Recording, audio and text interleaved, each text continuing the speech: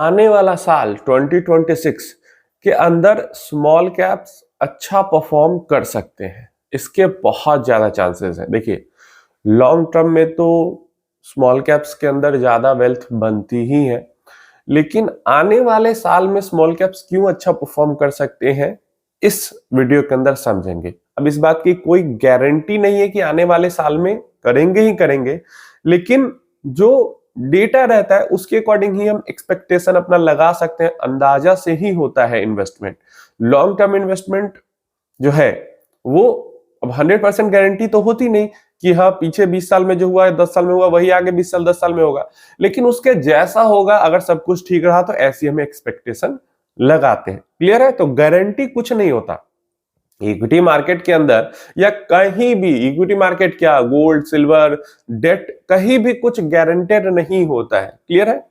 तो देखिए क्यों मैं कह रहा हूं कि आने वाले साल में स्मॉल कैप अच्छा कर सकता है 2026 में, और बाकी फंड्स को भी क्या लेकर उम्मीद है उसके बारे में भी डिस्कस करते हैं। अगर हम 15 दिसंबर तक के बेस्ट परफॉर्मिंग फंड और सेक्टोरल फंड, मतलब इक्विटी फंड, सेक्टोरल और नॉर्मल डाइवर्सिफाइड मिलाकर अगर देखते हैं तो हमारे पास जो टॉप परफॉर्मिंग फंड हो जाता है वो ऑटो हो जाता है।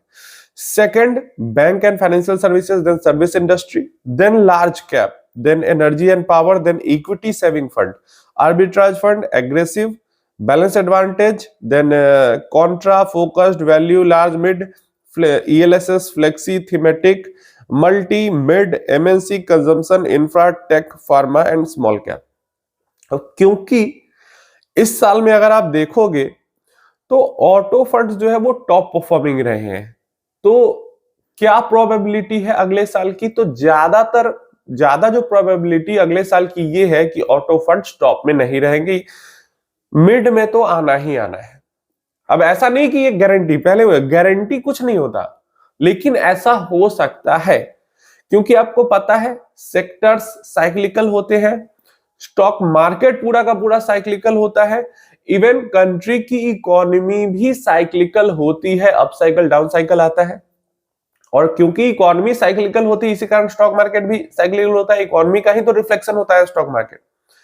तो ऐसे में मनी का रोटेशन भी सेक्टर वाइज होते रहता है, और क्योंकि ये सारी चीजें होती है इसलिए एक सेक्टर का या एक फंड का टॉप पे बना रह पाना पॉसिबल नहीं होता। एक साल में गिरे या 2 साल में गिरे, लेकिन गिरना है ही है, ये तो कंफर्म ही है। ये चीज जरूर है, इस चीज की गारंटी है। टॉप पे बना रहेगा इसकी गारंटी नहीं, लेकिन गिरना है इस चीज की गारंटी जरूर है। तो यहां पे अगर देखें तो ऑटो फंड्स हो जाते हैं काफी अच्छा किए 2025 के अंदर, तो हो सकता है 2026 के अंदर ये उतना बढ़िया ना करे। बैंक्स वगैरह भी 2026 के अंदर हो सकता है उतना बढ़िया ना करे। जो यहाँ पे आपको फंड्स दिख रहे हैं जैसे इक्विटी सेविंग फंड है या एग्रेसिव हाइब्रिड फंड है, ठीक है, तो एग्रेसिव हाइब्रिड फंड जो है वो अगले साल बेटर कर सकते हैं, लेकिन इक्विटी सेविंग फंड का ऑलमोस्ट यही रहेगा performance. Then balance advantage fund जो है वो थोड़ा सा बेहतर कर सकते हैं अगले साल। Contra fund, focused fund, value fund अभी जो परफॉर्मेंस है उससे बेटर कर सकते हैं, लेकिन सुपर नहीं होगा इनका परफॉर्मेंस, क्योंकि ये फंड ही ऐसे होते हैं, Contra, focused, value, large and mid cap, ELSS, flexi, जैसे ये अभी हमें मिड के अंदर दिख रहे हैं मिड परफॉर्मेंस में, वैसे ही कभी भी हम देखेंगे तो टॉप एंड बॉटम के बीच में ही ये दिखेंगे। क्योंकि कॉन्ट्रा का कॉन्ट्रा इन्वेस्टिंग नॉर्मली वो जो चलने वाले सेक्टर है उसके ऑपोजिट में इन्वेस्टमेंट जाता है। वैल्यू डीप वैल्यू कंपनीज के अंदर, अंडर वैल्यू कंपनी के अंदर इन्वेस्टमेंट करती है। फोकस्ड लार्ज कैप के अंदर ज्यादा घुसी रहती है, लार्ज एंड मिड कैप के अंदर भी लार्ज कैप ज्यादा रहता है, ELSS, फ्लेक्सी कैप, इन सब के अंदर लार्ज कैप ज्यादा रहता है। इवन मल्टी कैप के अंदर भी लार्ज कैप ज्यादा रहता है, लेकिन मल्टी कैप के अंदर 50% लार्ज एंड मिड कैप तो रहता ही रहता है। तो इसलिए आपको इन सबसे ऊपर अच्छा करने वाले सालों में इन सबसे ऊपर मल्टी कैप दिखेगी, और बुरा करने वाले साल में जैसे 2025 है इन सबसे नीचे मल्टी कैप दिख रही है।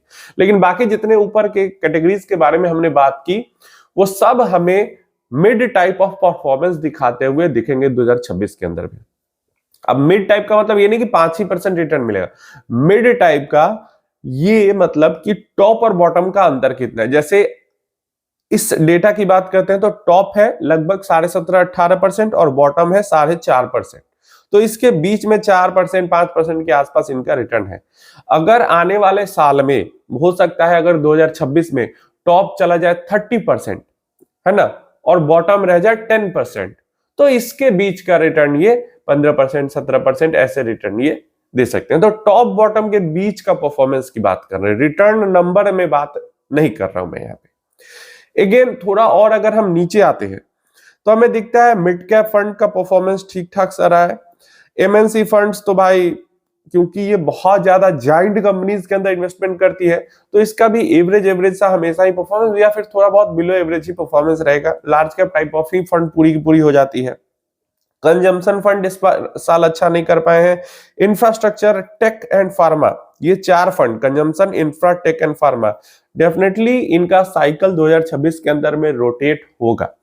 किस कारण से होगा, क्या वहां पे कारक बनेगा, ये मुझे अभी नहीं पता, न किसी और को पता है। लेकिन क्योंकि अभी ये बहुत डाउन साइकिल में चल रहे हैं तो हो सकता है कि अगला साल, हो सकता है अगला 6 महीने के बाद का जो 6 महीने आएगा उसमें कुछ हो जाए इनके साथ, लेकिन साइकिल चेंज होगा और ये ऊपर जाएंगे। और जो सेक्टर्स है वो वैसे ही काम करते हैं, इवन फंड्स भी। अब आते हैं सबसे नीचे, तो सबसे नीचे हमारे पास स्मॉल कैप फंड्स आ जाता है जिनका एवरेज रिटर्न 2025 में 15 दिसंबर तक का है निगेटिव 5% का, ऑलमोस्ट 5% निगेटिव रिटर्न है। मतलब समझ रहे हो, सबसे बुरी कैटेगरी। और पास्ट में हमने जितने भी डेटा पॉइंट्स में देखा है, एक बार या 2 बार ऐसा रहा है जहां पे स्मॉल कैप्स जो है पिछले 10-15 ईयर्स में लगातार 2 साल बॉटम परफॉर्मर रही है, मतलब सबसे नीचे रही है लगातार 2 साल। आई थिंक 18 एंड 19 के अंदर हुआ है, 2018-19 2 साल लगातार जो स्मॉल कैप फंड्स है वो बॉटम परफॉर्मर रही है। नहीं तो बाकी पीछे सारे सालों में अगर नीचे आती है तो जैसे 2025 हुआ तो 2025 में अगर बॉटम परफॉर्मर स्मॉल कैप है तो 2026 में वो टॉप, सेकंड टॉप या थर्ड, तीनों में से कहीं पे रहती है।